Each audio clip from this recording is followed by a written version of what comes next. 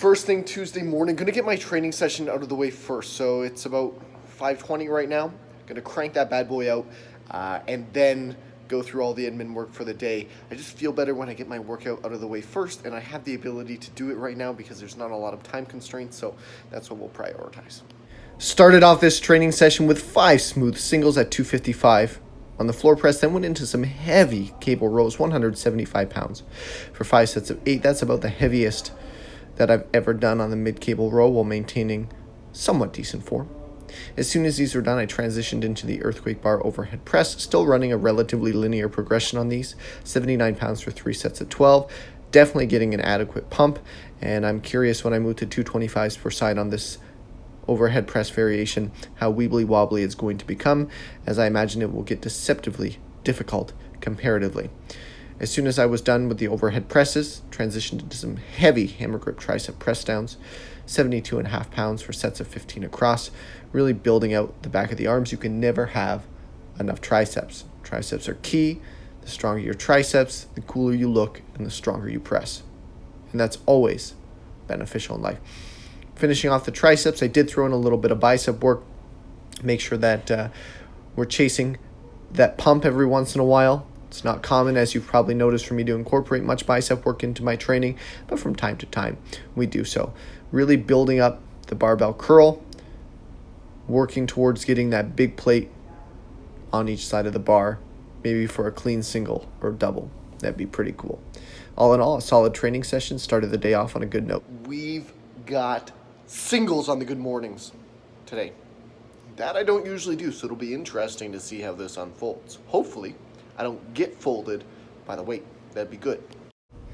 And just like that, I run a top end single, and I'm not folded by the weight. In fact, it was quite explosive with 262.5 pounds on the good morning. Backed it off with 236 pounds for 4 singles respectively. Got on the sled drag and pushed 40-second rounds with 230 pounds. I can tell you for sure my legs were adequately pumped as I ran through these double length sets. It's always that second drag back that puts me in the dirt. It's incredibly uncomfortable, and my legs feel very sad, especially by round 3. Finished off this lower body workout with the banded GHR swing throughs, getting a little bit better at these, maintaining a little bit better form, but they're still in need of practice, all in due time.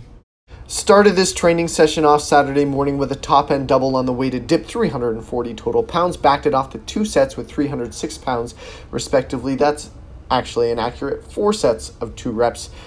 My mistake. Always note that my weighted dips, as is the case with pull-up and chin-up variations, include my body weight as this fluctuates and I am lifting it, so I always factor for it. Went from there into close grip pull downs with 160 pounds for 5 sets of 10, slowly chipping away at the progressions on this, working my way up, or I guess you could say down, the weight stack. One day we'll be able to move the entire thing, I hope. From there, rocked some wide grip rows before moving into my new favorite, tricep variation. I love hammering the triceps, and I love coming across new variations that are somewhat unorthodox, and the drag skull crusher fits the bill. As many of you know, I have a preference for skull crushers. I like them. I like moving big weight on them. I think it looks pretty cool when you throw some big wheels on each side of the easy bar and muster a few repetitions. I would like to be able to do skull crushers with 245s on each side. That's something that I'm aiming for, and this controlled negative variation allows me to acclimate to those heavier loads and build confidence and, of course, tricep strength through a similar range of motion. Finished off the workout with some belt squat cable curls. I know this is like worse than the unwritten rule of not curling in the squat rack. I'm literally curling on a machine designed specifically for squats, and these are deceptively tough compared to a traditional barbell. I don't know if it's a strength curve itself as a byproduct of the cable setup, but let me tell you, I feel like it's telling me to either load this up and do some squats or to stop curling on it. But the pump is worth it, so I'll likely continue to break the unwritten rules. And a climactic end to the week. Sunday, 345 single on the front squat. Backed it off for 4 singles with 315, both respectable loads. And then a slow, sluggish, little bit of backgrounding there on the deadlift. 520 pounds for an all-time 1 rep max. And that, my friends, felt good. A little bit of inevitable form breakdown, nothing that I wouldn't expect. At no point did I feel like I was at risk of injury. and then finished off with some simple step-ups. All in all, this week was one that I was extremely proud of, considering that 520 on the conventional dead.